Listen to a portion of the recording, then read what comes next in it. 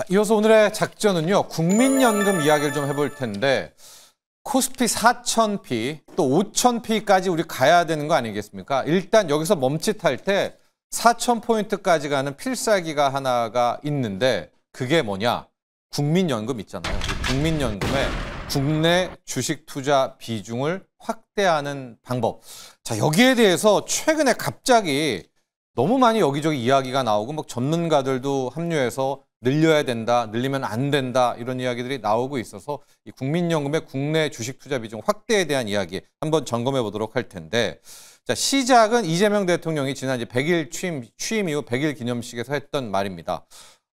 연기금, 국민연금뿐만이 아니라 우리 연기금이 왜 이렇게 국내 주식을 많이 투자하지 않느냐? 혹시 국내 주식을 불신하는 거 아니냐라고 이야기를 하면서 특히 국내 비중을 기조적으로 줄이고 있는 국민연금에 대해서 납득이 어렵다라는 이야기를 했습니다. 자, 과연 이 발언의 진위, 이거 어떤 시까지도 와 있길래 이런 발언이 나왔나 한번 보도록 할 텐데요. 올해 6월 말 기준으로 국민연금이 운용하는 전체 자산, 국민연금 기금이 무려 1,269조입니다. 그러니까 1,200조, 1,300조라고 잡는데요. 이 정도 사이즈는요, 웬만한 연기금에서는 탑권입니다. 뭐 우리가 캘퍼스 이런 데만 생각해서 그렇죠. 1,200조짜리의 연기금이라면 이제 큰 손이다라고 볼 수가 있을 텐데 지금 현황을 놓고 보면 이제 투자를 할 거 아니겠습니까? 왜냐하면 우리는 국민연금을 이제 내고 있지만 연금료를 이거를 국민연금 기금운용본부에서는 불려야 되는 책무가 있는데요. 해외 주식 비중이 35%로 가장 많고 그 다음이 국내 채권입니다. 여기가 25%. 그리고 세 번째도 한국 주식이 아닙니다. 대체 투자라고 해서 뭐 원자재라든가 부동산이라든가 이런 리츠라든가 이런 것이 16%입니다. 그러면 우리 국내 비중은 얼마냐? 15%가 채 되지 않고 있습니다. 한 14.9%고 이 규모로만 따져도 200조가 일단은 안 돼요. 약 한 189조, 190조 정도가 되는데 비중으로 하면 해외 주식은 이미 400조가 넘었거든요. 400조가 넘고 아직 200조도 안 되니까 이미 현재 2배가 되고 있는데요.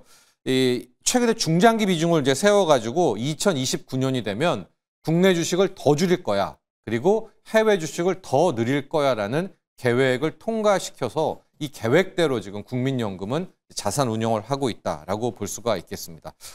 제가 표를 하나 준비를 했는데 그동안에 이 국민연금이 국내 주식과 해외 주식을 어떻게 운용해 왔는지에 대한 쭉 시계열로 분석을 했습니다. 지난 2015년, 16년, 17년까지 보세요. 저 빨간 선이 국내 주식인데 국민연금 기금 중에서는 국내 주식을 더 많이 했다니까요. 그러다가 2018년부터 딱 큰 변곡이 와서 각성을 합니다. 이렇게 더 사다가는 스스로 사면서 올리겠다. 이런 지적과 함께 이제 앞으로 해외 주식의 비중을 늘린다. 그리고 2020년, 21년, 22년 코로나 때부터 그냥 급격하게 해외 주식 비중을 늘리게 됩니다. 저 비중입니다. 퍼센트고 현재는 35%. 저게 2029년이 되면 전체 자산 중에서 42%를 우리 국민연금 기금입니다. 해외 주식을 삽니다. 반면에 우리의 한국 주식 비중은 13%로 오히려 줄이게 되는 이제 저게 된 것이고 저걸 보고 이재명 대통령은 납득하기 어렵다. 이런 이야기가 나오게 된 겁니다. 자, 그런데요. 이 대목에서 우리가 이제 고민을 해보죠. 아니, 왜 국민연금은 우리 국내 주식을 줄이려는 거야? 왜 자꾸 해외 주식을 하는 거야? 오히려 뭐 서학 국민연금이 되려는 거야? 라는 건데요. 첫 번째가 사이즈에 대한 문제입니다. 시가총액. 우리 국내 주식, 코스피 합쳐서 한 2,000조 정도 되는 사이즈잖아요. 한국 증시가. 이게 이제 작아서 가격 왜곡이 발생하는 겁니다. 왜냐? 국민연금이 스스로 사면서 스스로 올리게 되는 그런 딜레마가 이제 빠져버리게 되는. 그러니까 다들 국민연금만 따라가 버리면은 뭐 단기 급등투로 되는 거 아니겠습니까? 또 하나 두 번째가 뭐냐면 이 시총과 관련해서는 이미 국민연금이 웬만한 기업들 시총 상위에서 다 지분이 5%가 넘는 주요 주주로 다 등극을 하게 되거든요. 그러면 이런저런 이슈가 터졌을 때 의결권이라는 것을 또 크리티컬한 막 경영권이 오고 갈 때 캐스팅 보트를 국민연금이 쥐게 되는 이런 상황도 나오는데 엄밀히 말하면 국민연금은 우리 돈이잖아요. 국민 돈으로 어쨌든 스튜어드, 수탁한 거기 때문에 이 의결권의 딜레마가 늘 나오면서 안 되겠다. 이제 국내 주식은 이쯤 하고 이제 해외 주식을 가야 되겠다라는 게 첫 번째 국내 한국 비중을 줄이게 된 이유고요. 두 번째 이유는 뭐냐?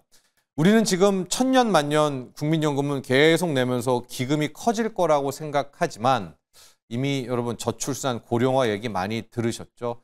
뭐 1970년생, 71년생, 72년생 한 해에 100만 명, 110만 명 태어나던 게 지금 20만 명 태어날까 말까 이제 이런 상황이 오잖아요. 그러니까 일정 시기가 오면 이 국민연금 기금도 고갈이 난단 말입니다. 그러면 어떻게 해야 되느냐? 갖고 있는 자산을 팔아서 국민연금을 줘야 되니까 그 다음 이제 사람들에게 줘야 되는데 그럴 경우에는 어떻게 해야 되겠습니까? 한국 주식을 샀던 거 이거 되로 팔아야 되죠. 근데 해외 주식보다 한국 주식 같은 경우에는 변동성이 엄청 커서 한국 증시 대폭락에 오히려 주인공, 주역을 국민연금이 할 수 있다 이런 겁니다. 이걸 약간 힘든 용어로 최대 적립기금 시점, 이게 전문 용어입니다. 이거 이야기를 하는데 자산을 매각해서 연금을 줘야 되는 그 시기를 최대 적립기금 시점이라고 이야기를 합니다. 다시 한번 얘기했지만은 기금이 없는데 뭘로 돈 줍니까? 자산 팔아서 줘야 되는 건데요.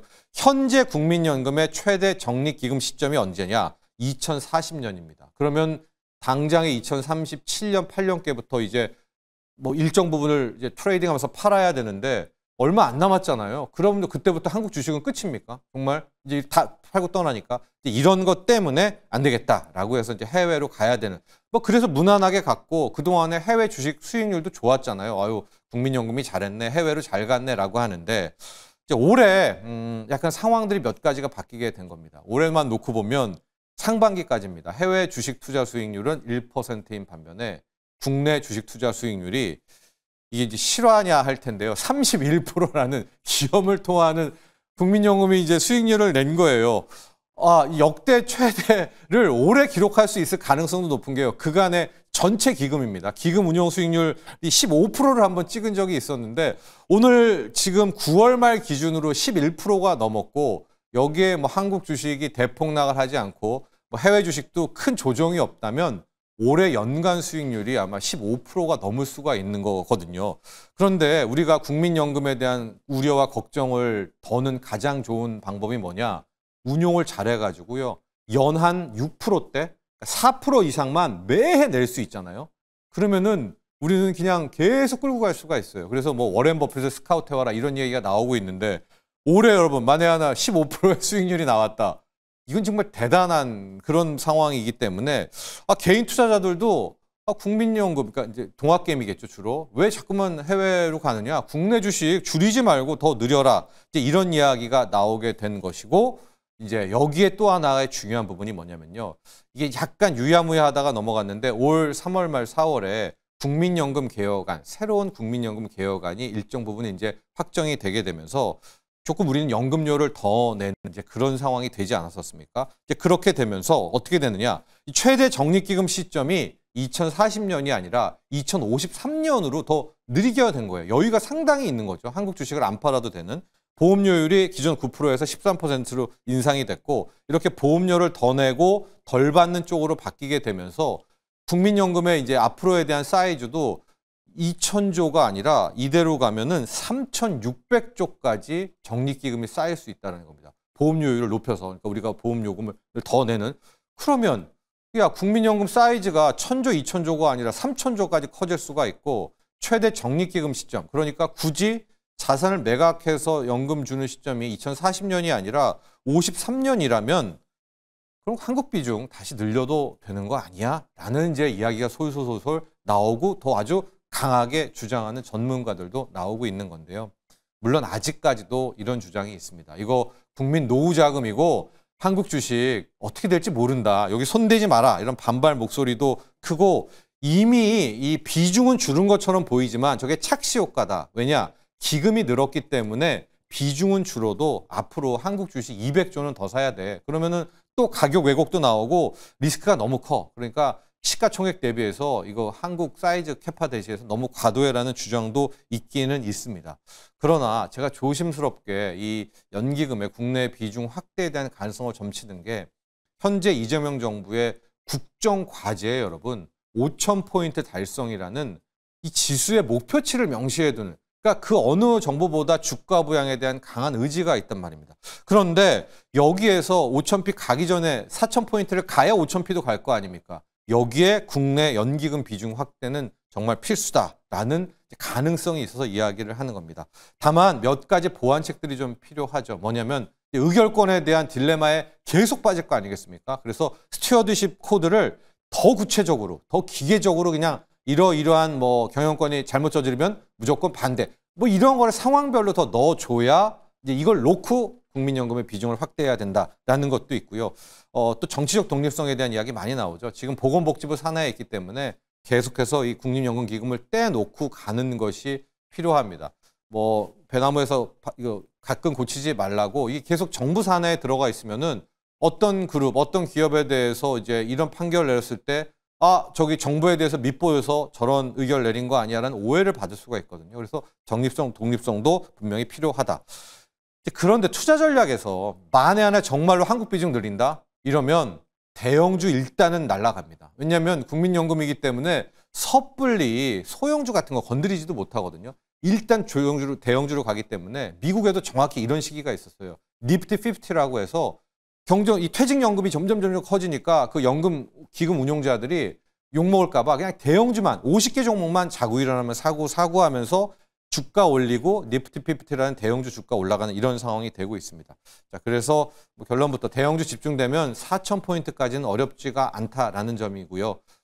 해야 될 것들은 되게 여러 가지로 다양하겠지만 하지 말아야 될 것들은 하락에 베팅하는 겁니다. 가령 인버스라든가 곱버스라든가.